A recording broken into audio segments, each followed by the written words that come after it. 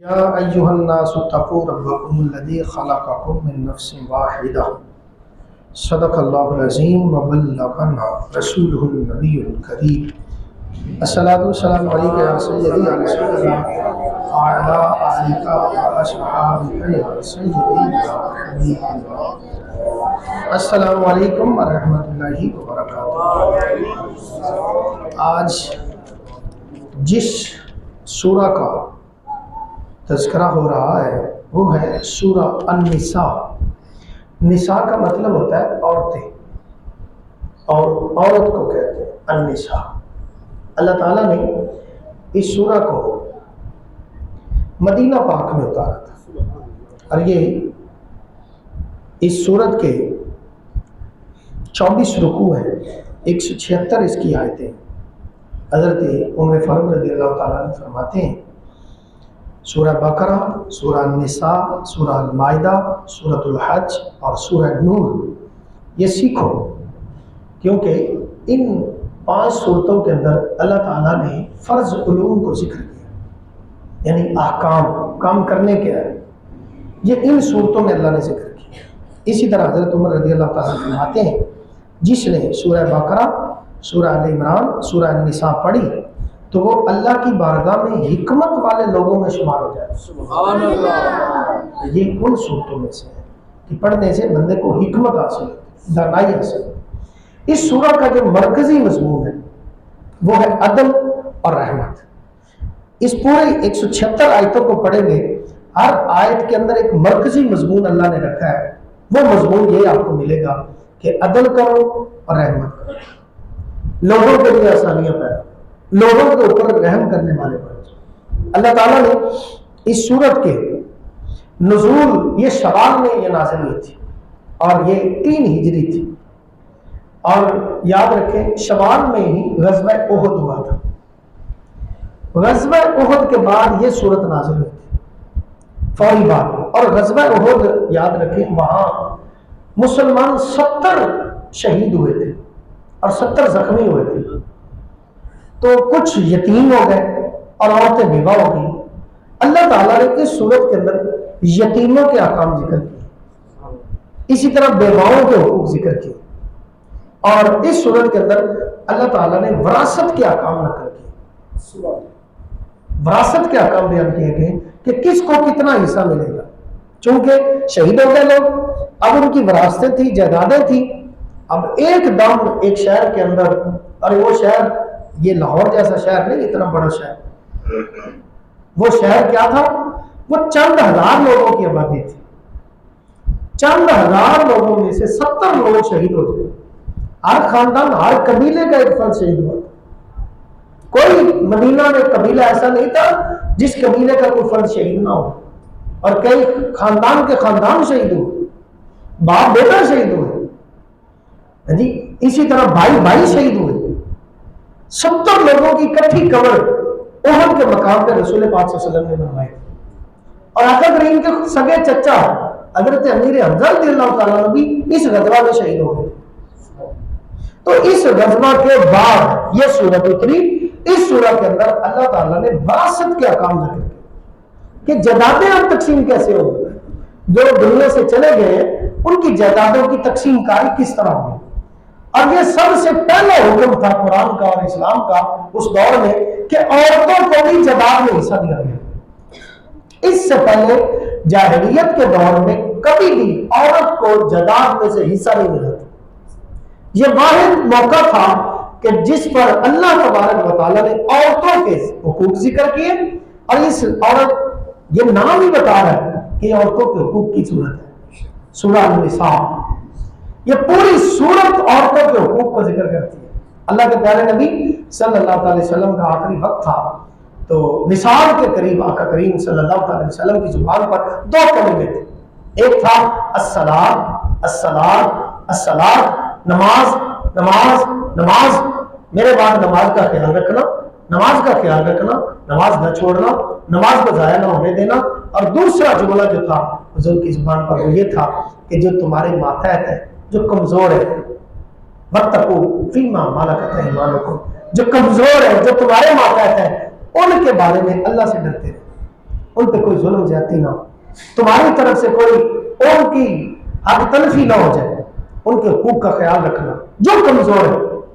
تو اللہ تعالیٰ نے اس صورت کے اندر عورتوں کا بھی ذکر کیا، پھر اگر آپ اس کو پڑھتے ہیں تو آغاز ہی یتیموں کے حقوق سے ہوتا ہے، کیونکہ لوگ بچے یتیم ہو گئے، 70 لوگ شہید ہو، ان کی اولادیں کتنی یتیموں کی بہت بڑی تعداد تھی مدینہ پاک کے، اور رسول پاک صلی اللہ علیہ وسلم نے پھر یتیموں کے حقوق ذکر کیے، اللہ نے باقاعدہ سورہ اتار دی اور اس صورت کے اندر احکام یتیموں کے ذکر کر دی۔ اسی طرح اس صورت کے اندر 176 آیتیں ہیں، ہر رکوع کی ہر آیت میں ایک مضمون اور نظر آئے گا، وہ ہے المستضعفون فی الارض، جو زمین میں کمزور لوگ ہیں ان کا خیال رکھنا، کمزوروں کا ذکر کیا اللہ نے، معاشرے کے کمزور افراد، پسا ہوا طبقہ، ان کو بڑی ضرورت ہے تمہاری توجہ کی، کبھی وہ تمہاری توجہ سے دور نہ ہو جائے، ان کو تمہاری توجہ بہت ضروری ہے، کمزوروں کا خیال رکھنا۔ اور یہ کمزور لوگ کون ہیں؟ پھر اللہ تعالیٰ نے ان کی ڈیٹیل ذکر کی، یتیم کمزور ہوتا ہے، اور اس صورت کے اندر اللہ تعالیٰ نے ایک بڑا پیغام دیا یتیموں کے متعلق، ان الذین یاکلون اموال الیتامی ظلما انما یاکلون فی بطونہم نارا، جو لوگ یتیموں کا ناحق مال کھاتے ہیں وہ مال نہیں کھا رہے، وہ تو اپنے پیٹ کے اندر آگ داخل کر رہے ہیں، وہ آگ کھا رہے ہیں، آگ کے انگارے کھا رہے ہیں۔ یہ اللہ فرمایا انما یاکلون فی بطونہم نارا وسیصلون سعیرا، ایک تو وہ آگ کھا رہے ہیں اور دوسرا ان قریب وہ جہنم میں داخل ہو جائے۔ اسی طرح اللہ تبارک و تعالیٰ نے اس سورہ کے اندر یتیموں کا جہاں ذکر کیا تو ان کا فرمایا وَآتُوا الْيَتَامَ أَمْوَالَهُمْ، یتیموں کو ان کے مال دے دینا، وَلَا تَتَبَدَّلُوا الْخَبِيثَ بِالطَّيِّبِ، ہاں وہاں اتنا خیال رکھنا کہ کہیں تمہاری ردی چیز اس کو ان کی اعلیٰ چیز سے بدل نہ دینا، تمہاری وہ جگہ جو ردی ہے ان کو ان کی اعلیٰ چیز سے نہ بدلنا، وَلَا تَتَبَدَّلُوا الْخَبِيثَ بِالطَّيِّبِ، ردی کو ان کی اعلیٰ اور اچھی چیز سے بدل نہ دینا، عمدہ چیزوں سے بدل نہ دینا، یہ بھی یتیموں کے متعلق اللہ تعالیٰ نے ذکر کیا۔ اسی طرح غیر مسلم اقلیتوں کے حقوق اللہ نے اس صورت میں ذکر کیا، جو غیر مسلم ہوتے ہیں وہ تمہارے ملک میں رہتے ہیں، وطن میں رہتے ہیں، ان کے حقوق کیا ہوتے ہیں، ان کی عزت، ان کی ناموس، ان کا مال، ان کی جائیداد، ان کے گھر، ان کی عبادت گاہ، ان کی حفاظت مسلمانوں کے اوپر لازم ہوتی ہے۔ جب کوئی اقلیت ہوتے ہیں وہ پھر حربی کے برابر نہیں ہوتے، حربی کہتے ہیں جنگ میں جو لڑنے آتے ہیں، جو جنگ میں لڑنے آتے ہیں ان کے مقابلے ہوتے ہیں، لیکن جو اقلیت بن کے ٹیکس ادا کرتے ہیں تمہارے ملک میں رہتے ہیں ان کے حقوق ہیں تمہارے اوپر۔ اور اللہ کے پیارے نبی صلی اللہ علیہ وسلم نے فرمایا تھا کہ جس نے کسی اقلیت غیر مسلم جو مسلمانوں کے وطن میں رہتے ہو ان پر ظلم کیا ہوگا، کل قیامت کے دن اس غیر مسلم کا مقدمہ میں خود اللہ کی بارگاہ میں لڑوں گا۔ کس کے خلاف؟ اپنے امتی کے خلاف، کہ اس نے اس اقلیت کا خیال نہیں کیا۔ اور یہ دیکھیے پورا بر صغیر یہاں کیا تھا، اور مسلمانوں نے حکومتیں دلوں پہ کی ہیں، راج ہی دلوں پہ کی ہیں۔ یہ تو اب ہمارے یہاں نظام تبدیل ہو گئے، ہمیشہ مسلمان کیا کرتے تھے، فقط اپنا عمل اور کردار سامنے رکھتے تھے، مسلمان کا عمل کردار دیکھ کے لوگ مسلمان ہو جاتے تھے۔ ایک بندہ نہیں، خاندان کے خاندان، قبیلے کے قبیلے، شہر کے شہر، وطن کے وطن، ملک کے ملک، اور پورے برے، آپ اندازہ کریں برے اعظم ہم نے دیکھے ہیں لوگ مسلمان ہو گئے۔ ہمارے باپ دادا کیا تھے؟ ذرا ہم غور تو کریں، ہم جس جگہ پہ رہتے ہیں یہاں کون لوگ بستے تھے؟ کیا اسلام شروع سے یہاں تھا؟ نہیں، اسلام تو عرب سے آیا تھا۔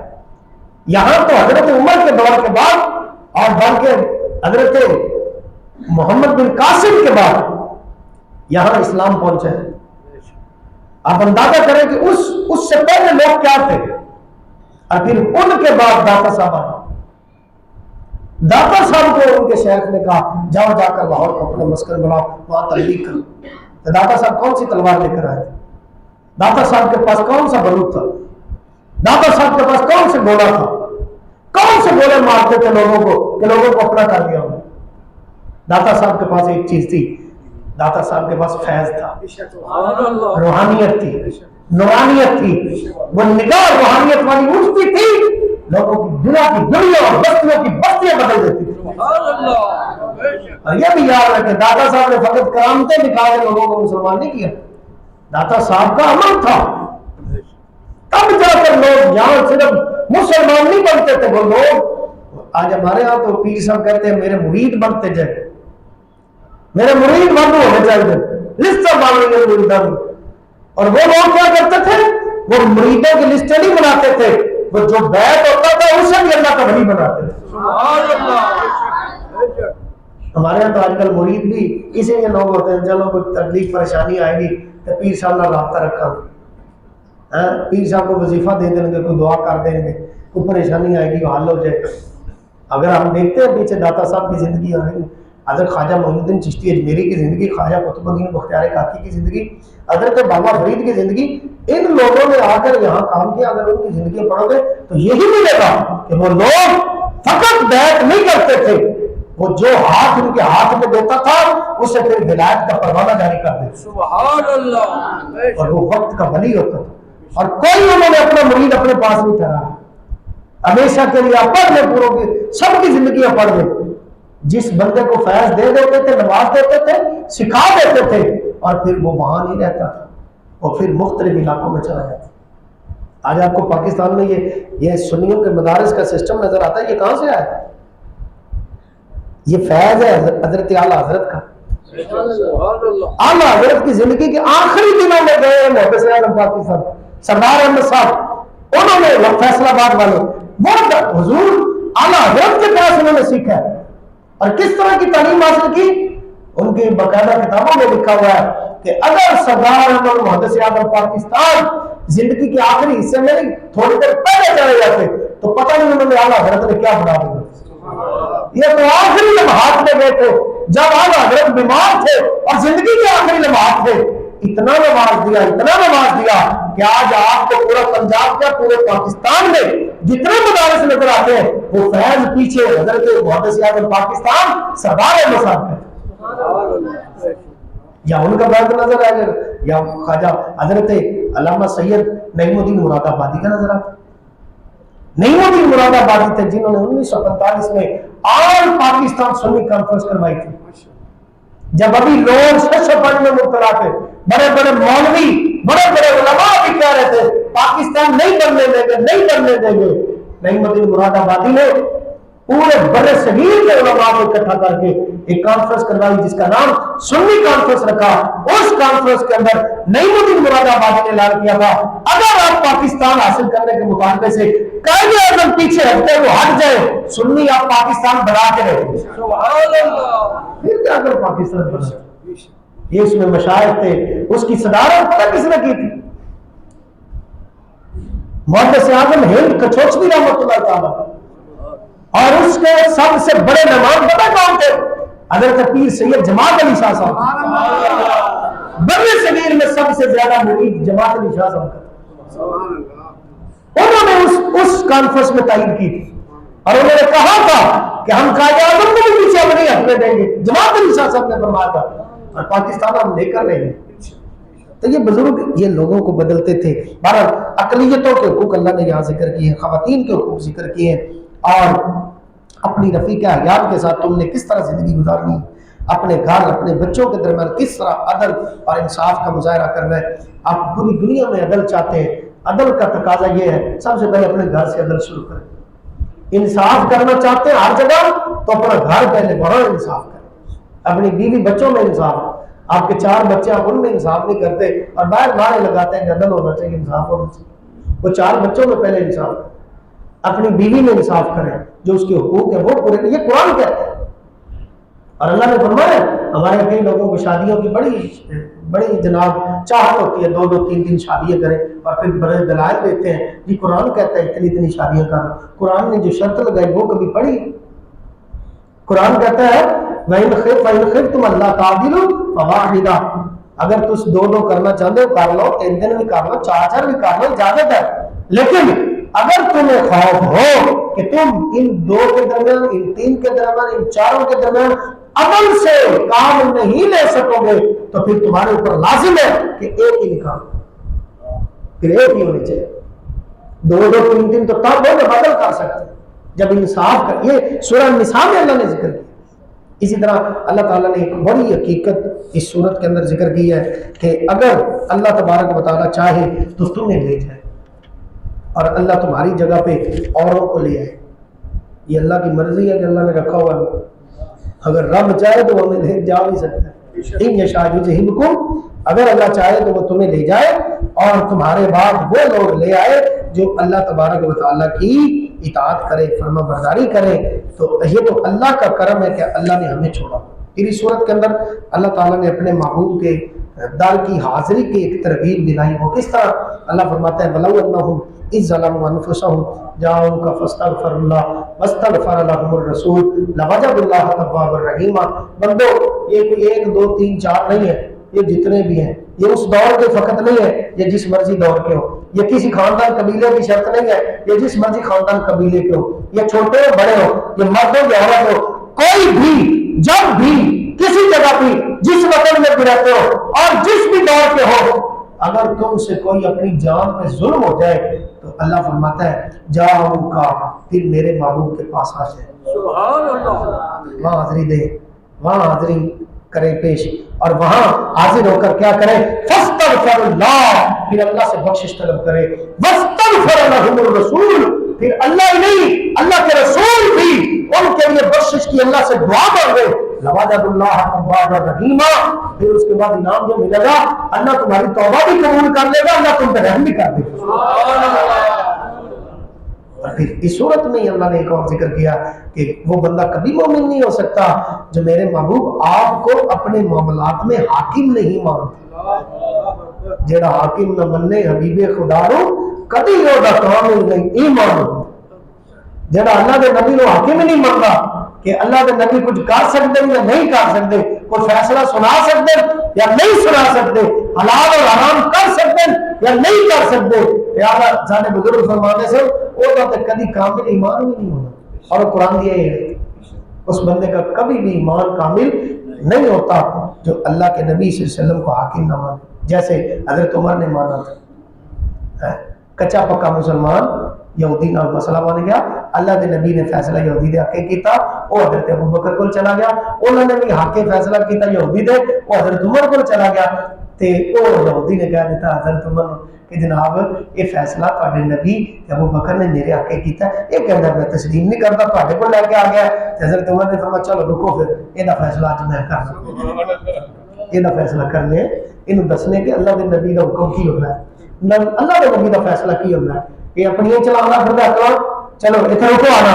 حضرت عمر گئے، تلوار لٹک رہی سی، تلوار لئی باہر آئے، وہ یہ گردن اٹھا اور گردن پئی سامنے گلی دے وچ، کوئی انہوں بٹھایا نہیں، کوئی ڈاٹے وچ نہیں لایا، کوئی گلی وچ نہیں لایا، اوتھے گلی دروازے دے اوپر حضرت عمر نے انہاں نے سر قلم کیتا اور نال فرمایا جیڑا نبی دا فیصلہ نہیں مندا او دا فیصلہ عمر دی تلوار نہیں کردی. اللہ تعالیٰ سن سمجھ دے کو حاضر الحمدللہ رب العالمین.